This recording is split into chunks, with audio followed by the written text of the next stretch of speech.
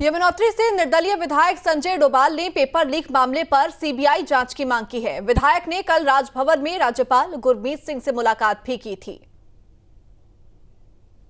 मैं उन युवाओं के साथ हूं और उसी परिप्रेक्ष्य में मैं आज महामहिम राज्यपाल जी से मिलने गया था कि इस प्रकरण की पेपर लीक की सीबीआई जांच हो, क्योंकि वही हमारे देश की सर्वोच्च संस्था है और इसी से युवाओं का भरोसा फिर सरकार की तरफ बन पाएगा।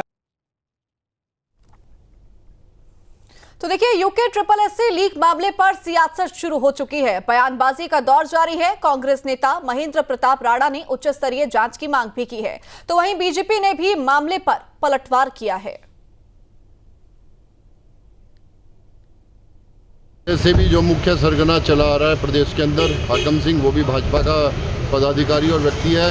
और ऐसे ही जो हरिद्वार में पेपर लीक हुआ है, जिसमें कि कह रहे हैं कि 3 पेपर लीक हुए हैं और अपना बाहर आ गए हैं, तो वो भी भाजपा के ही पदाधिकारी का स्कूल है। क्या कारण है कि हर क्राइम के पीछे भाजपा का ही क्यों चेहरा छुपा होता है? और मेरा मानना ये है कि ये देश के, प्रदेश की व्यवस्था को ख़राब करने के लिए बहुत गलत काम हो रहा है। जिस देश के अंदर आप युवाओं को नकल करने की स्थिति ला रहे हो, तो उस देश का बेड़ा गर्क हो जाता है। ये क्यों नहीं समझ में आ रहा है? यूके SSS पेपर लीक मामला तूल पकड़ता जा रहा है। मामले की जांच के लिए एजेंसी भी काम कर रही है। हालांकि सरकार ने पेपर लीक मामले पर SIT का भी गठन कर दिया है। जांच के दौरान जो एंगल निकलकर सामने आ रहे हैं, उन स्थितियों में न्यू स्टेट के कुछ सवाल भी यहां पर हैं। न्यू स्टेट के यहां पर सवाल है कि कमरे में सिर्फ एक ही कुर्सी नीले रंग की क्यों थी? 18 कमरों में से 15 कमरों में ही जैमर क्यों लगाए गए? खालिद जिस कमरे में बैठा था, वहां जैमर क्यों नहीं लगाए गए? ये तमाम सवाल जो अभी तक की जांच में सामने आ रहे हैं। ये जो 9 नंबर कमरा है, आप देखिए, ये 9 नंबर कमरा है। इसी 9 नंबर कमरे में खालिद, जो इस पूरे मामले का मास्टरमाइंड है, इस खालिद यहाँ पेपर दे रहा था। पहला इत्तेफाक कहें या फिर कुछ और, पहला इत्तेफाक ये है कि इसी कमरे में जैमर नहीं था। मतलब सभी कैमरों में जैमर थे, लेकिन इस कमरे में जैमर नहीं था। क्यों? ये जांच के बाद सामने आएगी। दूसरा इत्तेफाक कहें या फिर कुछ और, ये देखिए आप, इस कमरे के अंदर की जो चीज़ें हैं वो देखने की कोशिश करेंगे। और इसमें जो ये ब्लू कलर की चेयर है, इसी पर खालिद पेपर दे रहा था। सभी कुर्सियां देखिए किस तरह से ब्लैक कलर में है, लेकिन एक अकेली कुर्सी ब्लू है। क्यों?